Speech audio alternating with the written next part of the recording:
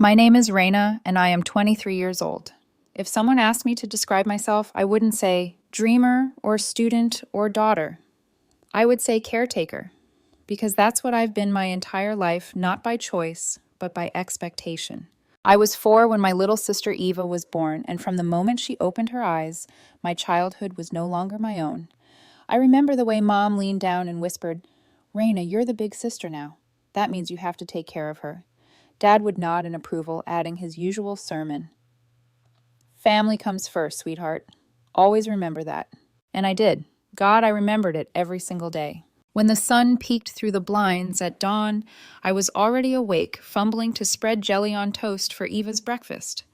When other kids ran to the playground after school, I walked Eva home, holding her hand tight, because Mom worked bookkeeping late, and Dad came home long after dark. I sat with Eva at the kitchen table, patiently going over her math homework, even when she whined and pushed the pencil into my hand, demanding I do it for her. By the time I was 10, I wasn't just her sister, I was her second mom. There are images burned into me like photographs. Eva in pink ballet slippers twirling proudly on stage as Mom clapped so hard her palms turned red. Me sitting in the back row, clutching Eva's coat and lunchbox, invisible in the crowd. Weekends when Mom and Dad took Eva to soccer practice cheering as she scored her first goal, while I stayed behind scrubbing the muddy uniforms. Birthdays where Eva's cake had 3 tiers of frosting, while mine was quietly celebrated with a single candle and a hand-me-down sweater from a cousin. It wasn't just favoritism, it was worship. Eva was the star. I was the shadow. When I was 14, I dared to ask why Eva got dance classes, art lessons, soccer teams while I stayed home. Mom brushed me off with a gentle but firm tone. "Honey, Eva is younger. She needs more attention right now. You understand, don't you?" Dad chimed in.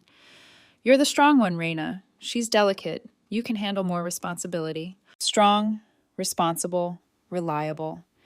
They used those words like praise, but they were really shackles. I remember standing at the window one rainy Saturday, watching as Mom and Dad bundled Eva into the car for another shopping trip. Ava's giggles echoed across the driveway.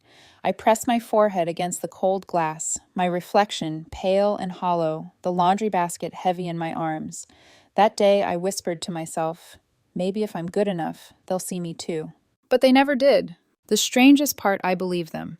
I believed this was love, that love meant sacrifice, that love meant putting Ava first. Even at school, the lines blurred. Teachers would ask why I was so tired in class, why my homework was smudged with midnight ink. I smiled politely, saying I had family responsibilities. Friends stopped inviting me to after-school hangouts because I always had to run home for Eva. When kids whispered behind my back calling me boring Reyna, I told myself it didn't matter. Eva needed me. But sometimes, only sometimes, a flicker of resentment would escape. Like the time Eva cried because she didn't want the crust on her sandwich and Mom turned to me with that look, "Fix it, Reyna." I remember clenching the knife so tightly my knuckles whitened, slicing off the crusts in silence, wondering why no one ever said thank you. At night, lying in bed, I'd stare at the ceiling and imagine another life. One where I was allowed to be a child, to run until my lungs burned, to laugh until my stomach ached. A life where my worth wasn't measured by how much I could give up for someone else. But dawn always came and the cycle began again. Eva, of course, knew she was the favorite. Kids learn those hierarchies fast. She strutted around with new backpacks, new sneakers, new hobbies, while I wore outgrown jeans with holes in the knees. She never had to worry about anything homework chores, walking to school because I was there always. She would glance at me with a smug smile when Mom praised her, like she knew I'd never get that kind of attention. Once when I was about 12, I overheard Eva bragging to a friend on the phone. "Reyna does everything for me. She's like my maid." The words stung, but when I told Mom later, hoping for comfort, she only chuckled. "She doesn't mean it, honey. Don't be so sensitive." Sensitive, another word used as a weapon. The truth is, every moment of my childhood was a rehearsal for a role I didn't audition for. I wasn't Reyna. I was the caretaker, the responsible one, the invisible support. Looking back, I can see the foreshadowing. Little cracks forming even then. The way my chest tightened whenever Eva got praised. The way my throat ached when I wanted to scream but stayed silent. The way I swallowed envy, like poison, telling myself it was selfish to want love too. But at the time, I didn't see it. I just kept obeying, kept caring, kept giving. Because that's what I was taught: family comes first. Always. Even if it meant I came last. By the time I turned 16, I thought maybe things would change. Maybe I could carve out just a sliver of life for myself. I still had Eva's schedules memorized, her soccer practices on Mondays, her art lessons on Wednesdays, her weekend dance recitals, but I was restless, tired of being everyone else's shadow. One night I gathered the courage to ask Mom and Dad if I could get a part-time job. My voice shook as I spoke as though I were confessing to a crime. Dad surprised me by smiling. "That's a great idea, honey." My heart leapt. For once, maybe I was making a choice for me. Then came the catch. "But Eva's schedule can't suffer because of it." Dad continued. "She still needs you to pick her up from school, take her to practice, and help with her homework." Mom chimed in, stirring sugar into her tea like she was sweetening the bitter truth. "And don't forget about dinner. Eva can't live on junk food just because you're working." So I found a job at a tiny cafe downtown. The place smelled like roasted coffee beans and vanilla syrup, the hum of conversation blending with the hiss of the espresso machine. I worked weekday evenings from 4 to 8 longer shifts on weekends. But before every shift, I sprinted home from school, grabbed Eva, dropped her at whatever activity she had, and only then ran to work. It was exhausting, but I felt a flicker of pride. For the first time, I was earning my own money. It wasn't much, but it was mine. The first paycheck was a thin envelope, barely enough to fold once. Still, I clutched it like treasure. After work, I ducked into a shop window and saw a pair of jeans, dark denim, new untouched by anyone else's body. My own. I bought them. When I showed Mom, she smiled faintly. "That's nice, sweetie. But maybe next time you could help Eva get some new things. Her clothes are getting tight, and you know how kids can be about that stuff at school." The guilt struck like lightning. Eva needed clothes. She always needed something.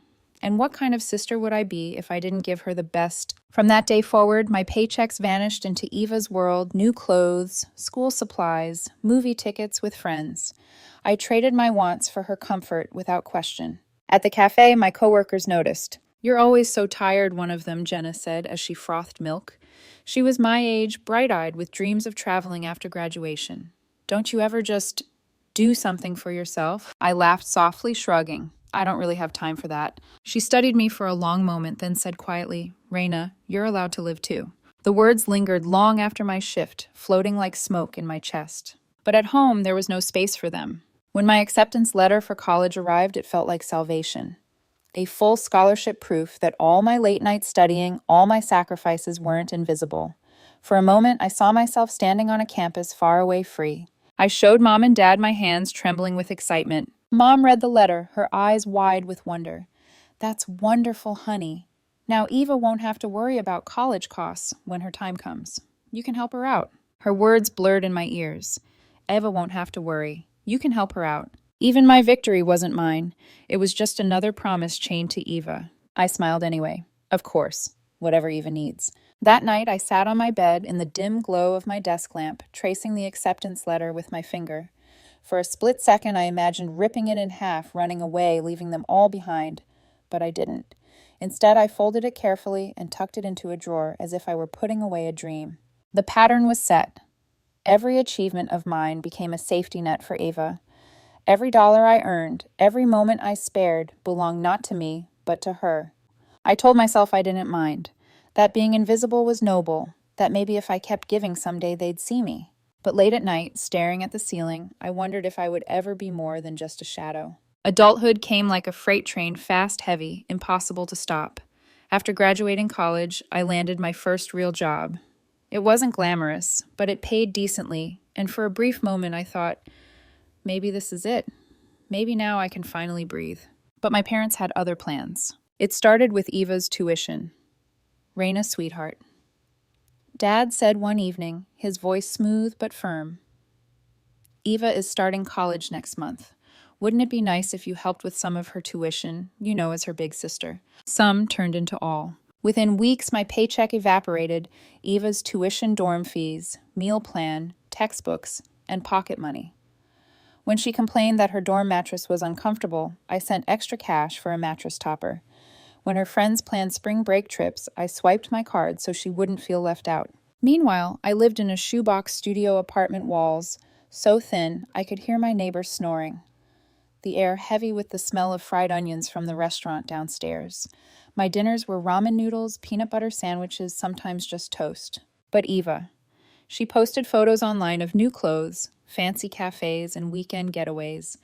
Each caption read, "Shad blessed," as if her blessings weren't siphoned from my veins. Then came the call from Mom. "Honey," she said, her voice trembling like tissue paper. "Your father and I are struggling with the mortgage payments. We hate to ask, but could you help us out, just until we get back on our feet?" Just until became 3 years.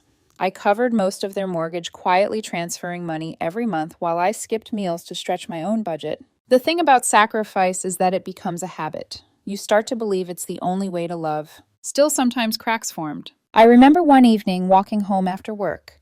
The sun was setting, painting the sky in gold and pink. I passed a boutique window where a blue sundress hung on display, simple, elegant, with a neckline that would flatter me. The price tag read $60. Not extravagant, not unreasonable, just $60. I stood there for a long time, staring at the dress, imagining myself wearing it on a warm spring day, my hair loose, maybe smiling for once. For a brief second, I pictured a version of me that wasn't invisible, wasn't a shadow, just a woman in a blue dress alive in her own skin. But then my phone buzzed. A text from Eva. "Hey, can you send me money for a new jacket? Everyone else has one from Zara, and I don't want to look cheap." I looked back at the dress, my chest tightening. With a sigh, I turned away, telling myself that material things didn't matter. That helping family was more important than some stupid sundress. That night I went home and boiled ramen again. The dress stayed in the window, glowing like something holy I wasn't allowed to touch. Whenever I tried to push back even a little, the guilt came crashing down. "Mom, I can't help with the electric bill this month," I said once, my voice trembling. "I'm behind on my own rent." Silence. Then the soft, deadly sound of her crying. "Oh, Reyna," she sobbed. "I can't believe you're doing this to us after everything your father and I have done for you. After we raised you, fed you, gave you a home. And now you're abandoning us when we need you most." The guilt hit like a punch. "I'm sorry, Mom. Of course I'll help with the bill." Her tears vanished, replaced by relief. "That's my good girl. Family sticks together. That's what love is, sacrifice and devotion." Devotion, sacrifice, words that tasted like iron on my tongue. Eva had her own tactics. "Come on, Reyna." She whined one evening when I hesitated about covering her rent. "You know I'll pay you back eventually. You're my sister. Aren't you supposed to help me?" I wanted to scream, "When have you ever helped me?" But the words stuck in my throat. Instead, I reached for my wallet. Every time I thought about saying no, I remembered Mom's tears, Dad's lectures, Eva's whines. I remembered the mantra drilled into me since childhood: family comes first. So I sacrificed, again and again and again. Until sacrifice wasn't just something I did, it was who I was. But deep down, buried beneath the guilt, something small and sharp was stirring. A question I was too afraid to say aloud. If love means giving until there's nothing left of me, is it really love at all? There's a moment when exhaustion turns into something else. Not just tiredness, but a bone-deep weariness that makes your soul ache. I reached that point in my early 20s. I had been paying Ava's bills, my parents' mortgage, even grocery money, when Mom claimed she couldn't stretch the budget. But the more I gave, the more they asked. The more they asked, the more invisible I became. One Tuesday evening, after a long day at work, Mom called. Her voice had that trembling edge I knew too well. "Reyna, honey, the electric bill is due. Could you cover it this month? We're a little short again." My chest tightened. Rent was due for my apartment, and my bank account was already gasping for air. I gripped the phone so hard it hurt. "Mom, I can't. I'm already behind on my own rent." Silence. Then the sniffles began. "I can't believe you're doing this to us, Reyna. After everything we've done for you. We raised you to be a good person, and this is how you repay us." Guilt surged hot and suffocating. My pulse raced as shame curled in my stomach. "I'm sorry, Mom. Of course I'll help." Her tears dried like morning dew. "That's my good girl. I knew you wouldn't let us down. Family always sacrifices." Her words echoed in my head long after the call ended. The cracks in my armor grew wider. Eva was no better. She breezed into my apartment one night, plopping on the couch with a pout. "Sis, I need help with rent again. You know I quit that office job. The people were so rude and the work was boring." "Eva, you've quit 3 jobs in the last 2 months." She shrugged, scrolling through her phone. "I'll find the right one eventually. In the meantime, you'll help me, right? You always do." Her confidence made my throat burn. She didn't ask. She assumed, as though my paycheck existed purely to cushion her life. But the breaking point came on an ordinary afternoon at work. I was in the middle of a meeting with my boss, presenting numbers I had spent weeks analyzing. My palms were sweaty, my heart pounding, but I was determined to prove I was capable, dependable. This job could be my lifeline, my chance to finally climb out of the hole. That's when my phone buzzed. Mom. I ignored it. It buzzed again and again, until I excused myself, murmuring apologies as I stepped into the hallway. Reyna, you need to come over right now. Mom's voice cracked through the phone. The washing machine is making a terrible noise and your father's back is acting up. We can't fix it. What if it floods the basement? What if it's dangerous? I pressed my fingers against my temple. Mom, I'm in an important meeting. Can this wait until tonight? Her gasp cut like a knife. Wait, Reyna, what if it floods? What if we're in danger? You know we can't afford a repair service. With what money you expect us to just sit here helpless? Work is more important than your family now. I guess we know where we stand. Her voice dripped with disappointment, sharp enough to slice me open. I stood there, staring at the ceiling tiles torn between two worlds. Inside the conference room, my career hung in the balance. On the phone, my family's expectations suffocated me like a noose. And once again, I chose them. I'll come right now. I walked back into the meeting, my boss arching an eyebrow. Family emergency, I whispered. His jaw tightened. Reyna, this is the third time this month. I lowered my head in shame, packed my bag, and rushed out. 3 hours later, I sat on my parents' couch while a repairman adjusted the washing machine's feet and declared it fixed. Just needed leveling, he said. A 5-minute solution, something Dad could have done himself. I wanted to scream. Instead, I smiled weakly and pulled out my card to pay the service fee. On the drive home, my hands gripped the steering wheel until my knuckles whitened. Anger simmered in me, strange and foreign. Was this love? Was this family? Or was I just their servant, their safety net, their personal ATM? The cracks in my blind devotion were spreading, and I couldn't tape them back together. For the first time, I wondered, if I kept giving like this, what would be left of me? It happened on a Tuesday afternoon, one of those days where the sky is neither blue nor gray, but something in between, heavy with unspoken tension. I was buried in spreadsheets at work when my phone rang. Mom, Reyna, that phone you bought me last month is broken, she announced. No greeting, no hesitation. It won't turn on. You need to fix it immediately. Honestly, Reyna, I think you bought me the cheapest phone you could find. You probably saved money on your own mother, and now look what happened. Her words stung. The phone I bought her had cost me almost $300 money I could have used for rent for groceries for myself. But arguing was pointless. Okay, I sighed. I'll look at it tonight, or maybe take it to a repair shop this weekend. Her tone sharpened. Tonight. This weekend, Reyna. I need my phone now. What if there's an emergency? What if Eva needs me? I can't be without a phone for days. The guilt was instant, suffocating, automatic. Fine, I whispered, already reaching for my purse. I'll come get it now. I left work again, mumbling excuses to my boss, ignoring the irritation in his eyes. My career was bleeding to death from 1,000 cuts, and I was the one wielding the knife. When I arrived, Mom was waiting at the door, her face pinched with annoyance. She shoved the phone into my hands. Don't bring it back until it's fixed or replaced. I shouldn't have to deal with your poor purchasing decisions. I bit the inside of my cheek, swallowing the scream, clawing up my throat. Back in my car, I tossed the phone into my purse. As I pulled into the office parking lot, I accidentally hit the power button. The screen lit up instantly. The phone wasn't broken at all. It had simply been turned off. A bitter laugh slipped from my lips, caught between anger and despair. But then notifications appeared. Messages from Eva, dozens of them, pinging one after another. My thumb slipped opening the thread. I meant to close it. I swear I meant to. But then I saw my name. Reyna is so stupid. She probably thinks that phone is actually broken. My heart stopped. I scrolled, my pulse hammering in my ears. Eva's messages spilled across the screen, mocking me, dismissing me. Reyna always gives me money and never asks for it back. LMAO. Easiest person to manipulate ever.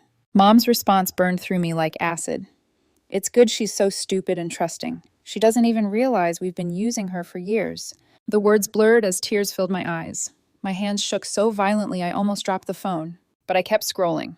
Message after message, each one cutting deeper. We need to go on vacation soon, but I don't want Reyna coming. She always looks so trashy. I'm embarrassed to be seen with her. Mom, I know, sweetie. Reyna has always had terrible taste. But we'll put up with her since she's paying for everything. Eva, fine. But I'm picking the most expensive resort I can find. If I have to suffer through a week with her, she might as well pay through the nose. I couldn't breathe. The air in my car felt poisoned. My mind flashed back me, standing at the boutique window, staring at that blue sundress, telling myself Eva's jacket mattered more. Me eating peanut butter sandwiches while paying their mortgage. Me running out of meetings, lying to my boss, while they laughed at my usefulness. The messages continued crueler than knives. Reyna has no backbone, Mom had written.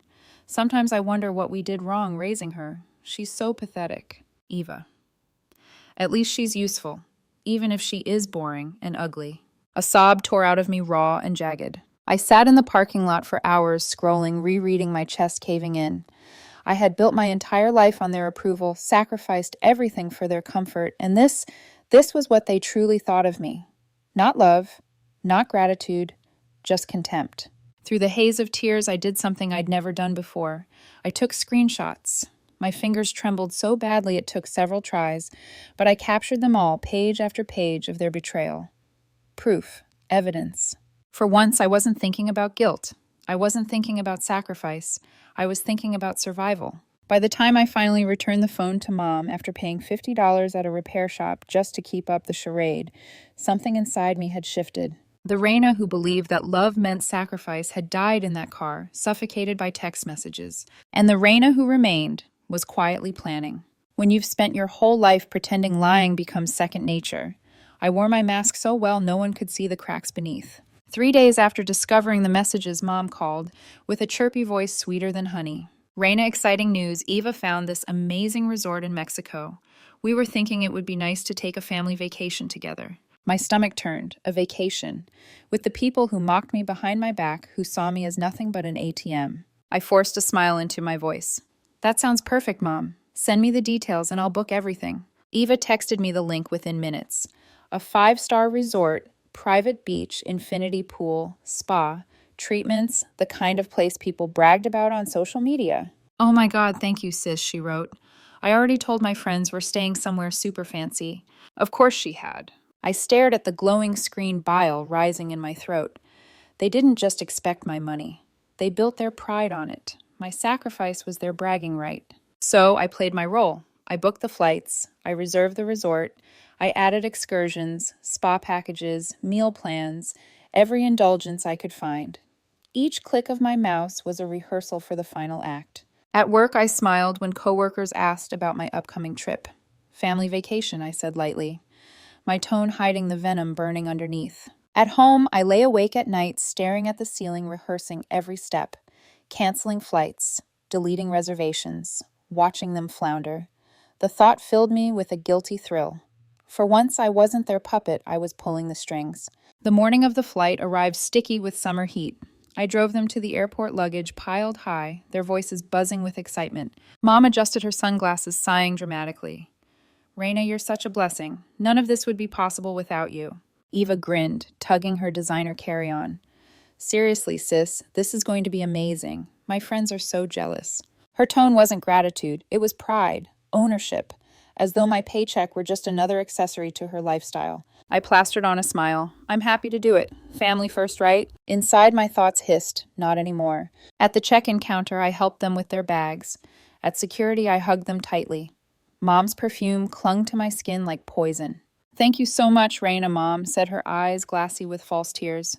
We love you. Eva squeezed me hard. Best sister ever. I nodded, my smile fixed, my heartbeat steady. I watched them walk away, blending into the crowd, their laughter echoing. On the departure board, I saw their flight number flash boarding, then departed. Only then did I let my smile fall. Driving home, my hands were calm on the wheel. No trembling, no hesitation. The mask was gone, and for the first time in years, I felt like myself. I opened my laptop, the glow of the screen sharp against the dim apartment. My fingers hovered for a second, then clicked. Cancel hotel reservation. Cancel return flights. Cancel spa treatments. Cancel excursions. Click, click, click. By the time their plane touched down in Mexico, everything was gone. They would arrive with nothing but their carry-ons and whatever cash they had, stuffed in their wallets. The phone rang less than an hour later. Eva's voice shrieked through the receiver, high-pitched and furious. Reyna, what the hell did you do? The hotel says our reservation was canceled. They won't let us check in. We're stranded. I leaned back in my chair, savoring the moment. Sounds like your problem, not mine. Have a great vacation. I hung up. The phone rang again. This time, Mom, her tone shaky, desperate. Reyna, sweetheart, there must be a mistake. The hotel says there's nothing under our name. Eva's having a panic attack. Can you please call them and fix this? I let the silence hang before answering. No mistake, Mom. I canceled everything on purpose. Silence. Then her voice cracked. What do you mean canceled everything? The hotel, your return flights, all of it. You're on your own. Reyna, this isn't funny. We have no money for hotels here. You can't just leave us stranded. Watch me. And I hung up again. For the first time in my life, I didn't feel guilty. I felt free. The silence after I hung up was deafening. For 2 whole days, my phone stayed dark, blissfully quiet. No emergencies, no guilt trips, no frantic demands for money, just silence. When I finally turned it back on, the peace shattered. 37 missed calls, over 50 texts, desperate, angry, manipulative. Eva's messages were full of rage. How could you do this to us? We're sleeping in a cheap motel. Do you know how humiliating this is? Moms were a mix of pleading and scolding, sweetheart. Please fix this. Family doesn't abandon each other. Then, hours later, Reyna, I can't believe how selfish you're being. After everything we've done for you. Even Dad chimed in, call us back immediately. This isn't funny, but I didn't answer. When they finally flew home, they came straight to my apartment, their faces pale and tight from exhaustion. The knock at the door was so hard the frame rattled. I opened it to find Mom's eyes red and swollen, Iva's lips pressed into a furious line, and Dad's jaw clenched. The second I let them in, the shouting began. How could you do this to us? Mom screamed, her voice breaking. How could you humiliate your own family like that? Eva shoved past me, collapsing onto the couch. Do you have any idea how embarrassing that was? My friends know we were in Mexico, and they'll ask what happened. What am I supposed to tell them, that my sister stranded me like trash? Her words were knives, but I was no longer bleeding. I walked calmly to the coffee table, pulled out my phone, and opened the screenshots I had saved. Without a word, I held the screen toward them. Mom's mouth fell open. Eva froze. Reyna is so stupid, Eva's own words glared back at her. Easiest person to manipulate ever. Mom's panicked voice filled the silence. Sweetheart, you misunderstood. We were just joking around. You know how texts can sound worse than they are. Eva's head bobbed in agreement too quick. Yeah, we were kidding. You can't take that stuff seriously. We didn't mean it. I laughed, short, sharp, bitter. Joking. You called me pathetic, ugly, an embarrassment. You plotted vacations I was paying for while mocking me for looking cheap. That's not a joke. That's who you are. Mom's eyes filled with tears. Reyna, please. You're twisting this. We love you. We've always loved you. Dad, who had been quiet until now, stepped forward, his voice low and stern. Enough drama. Reyna, you're being ungrateful. We raised you, put a roof over your head, gave you everything you needed. And this is how you repay us. I cut him off. I canceled all the automatic payments yesterday. Your mortgage, Eva's car loan, her rent, it's over. You're on your own now. Eva's face contorted in horror. What? You can't. I'll lose my car. I need that car. Then maybe you should get a job and keep it for more than 2 weeks, I said coolly. She let out a strangled scream, throwing herself onto the couch like a child kicking her legs. This isn't fair. You're my sister. You're supposed to help me. I tilted my head, my voice flat. And you were supposed to love me. But you didn't. You laughed at me, used me. So no, I don't owe you anything. Mom reached for my hand, her tears flowing again. Reyna, we're family. Family takes care of each other. We made mistakes, but don't do this. We need you. I yanked my hand back. You don't need me. You need my money. And I'm done being your ATM. Their voices rose in overlapping pleas, accusations, manipulations. Mom sobbing. Dad lecturing. Eva screeching. But something in me had hardened steel where softness used to be. Get out, I said finally. My voice calm, deadly serious. Get out of my apartment, or I'll call the police. Eva wailed, flinging herself back against the cushions. You're so cruel. You're supposed to love me. I stood at the door, holding it open. Love doesn't look like this. Not anymore. One by one, they shuffled out their faces, pale with disbelief. Eva stomped. Mom sobbed. Dad muttered under his breath. When the door closed behind them, I locked it and leaned against the wood. My hands were shaking, but not from fear, from freedom. The spell was broken. Cutting them off didn't end things. It never does. For weeks after that confrontation, my phone buzzed endlessly.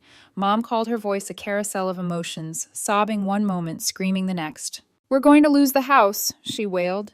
Do you want your parents homeless? Is that what you want, Reyna? I almost caved. Almost. But then I remembered her words from the messages. She's so stupid. She doesn't even realize we've been using her for years. And I hung up. Eva showed up once, pounding on my door, mascara streaked down her face. They're going to repossess my car. I can't live without it, Reyna. Please, you're my sister. I stared at her numb. Then maybe you should have treated me like one. I closed the door. That was the last time I saw her. But my parents didn't give up. They recruited reinforcements. One Sunday, Grandma called, her voice trembling. Reyna, come over. We need to talk. When I walked into her living room, half my extended family sat in a circle, eyes heavy with judgment. An intervention. Aunt Linda started, her voice clipped. Your mother told us you're punishing them over some minor misunderstanding. Is that true? Minor misunderstanding. The words lit a fire in my chest. Without speaking, I pulled out my phone and scrolled to the screenshots. I handed it to Grandma. The room fell into silence. One by one, they read the messages. Disgust spread like a shadow across their faces. Mom's voice broke the quiet. She doctored those. She made them up to make us look bad. But then Aunt Karen, Dad's sister, stood up, her face pale but resolute. It's not fake. I've heard you talk about Reyna like this before. I stayed quiet because I didn't want to get involved. But I should have. Her words cracked something open. Grandma's lips pressed into a thin line. She turned to Mom and Eva, her voice sharper than I'd ever heard. Get out of my house. I don't want to see either of you again. The room shifted.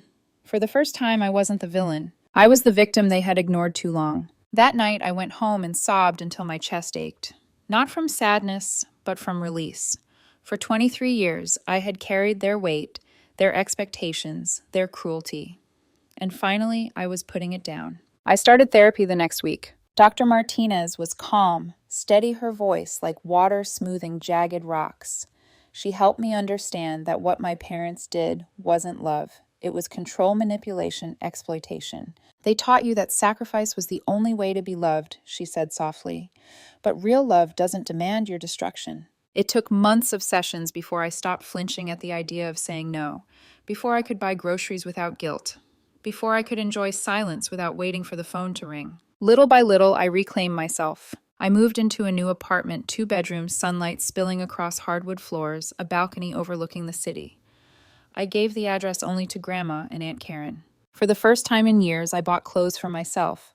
Real clothes, not thrift store scraps. And one afternoon, I walked past another boutique window and froze. There it was, a simple blue sundress. Not the same one from before, but close enough.